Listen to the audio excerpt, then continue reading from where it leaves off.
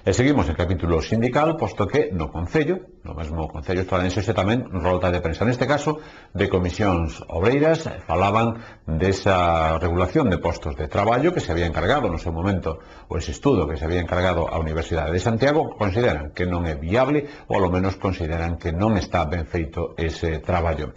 As razóns e o porqué da situación tamén as explicaban polo miúdo para as nosas cámaras.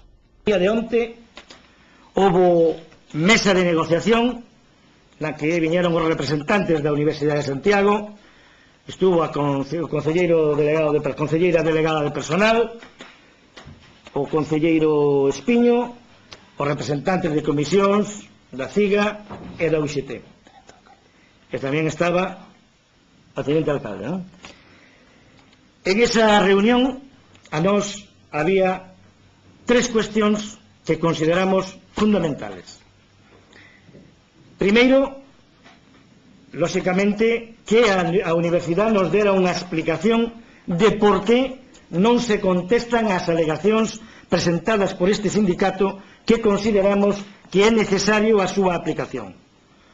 Dicen que eso, eles non fixeron as contestacións porque consideran que as hai que negociar na mesa de negociación, que é onde se vai a establecer o debate. En segundo lugar, había outra cousa que nos importaba moito. Eles tiñan moita presa por facer un calendario de negociacións, e nosa parte do calendario de negociacións, que si é importante, hai outro elemento que é fundamental en todo isto, que pasa co diñeiro para facerlle fronte ao catálogo, que pasa co diñeiro que está no orzamento do ano 2009 si non finalizamos a negociación dentro deste ano.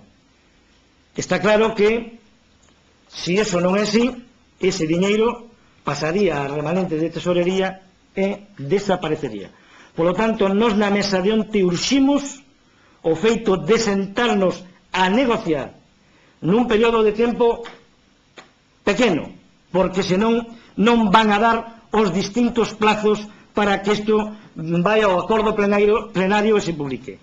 Por lo tanto, como non hai marxen, nos vamos a dedicar comisións obreiras, vai a dedicar todo o tempo que sea necesario, e pídelle o equipo de goberno, máis ben que pedirlle, non obligar, porque non podemos obligar ao equipo de goberno, pero que sí é que a nosa intención é que o equipo de goberno, da mesma maneira que nos vamos a ter esa disponibilidade en 15 días do tempo que sexa necesario. Non nos dá igual empezar a hora que sea e rematar a hora que haya que rematar. Hai unha cuestión que está clara, que nos, todas e cada unha das alegacións que temos presentadas, que son feitas, en este caso por comisións, a requerimento dos traballadores, vamos a defendelas unha por unha na mesa.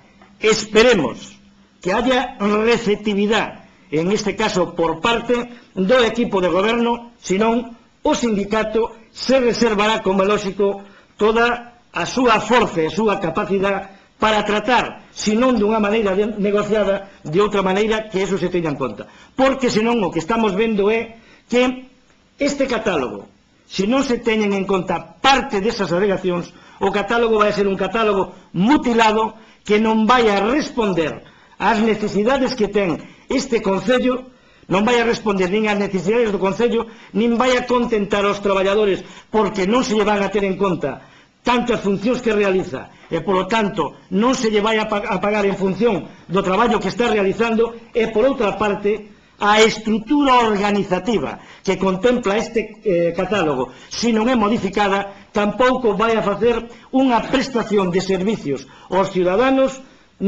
como entendemos e como se entende que debe de ser. Hai outra cuestión para nós importante. O catálogo contempla unha serie de plazas de nova creación que entendemos que a maioría ou prácticamente todas son absolutamente necesarias. En moitos dos casos hai algunha proposta por aí que recorta esta previsión que ten o catálogo de nova creación de plazas. Ese recorte iría en detrimento da prestación de algúns dos servicios necesarios para os ciudadanos da estrada. E, polo tanto, nós estamos totalmente en contra de que eso se produzca.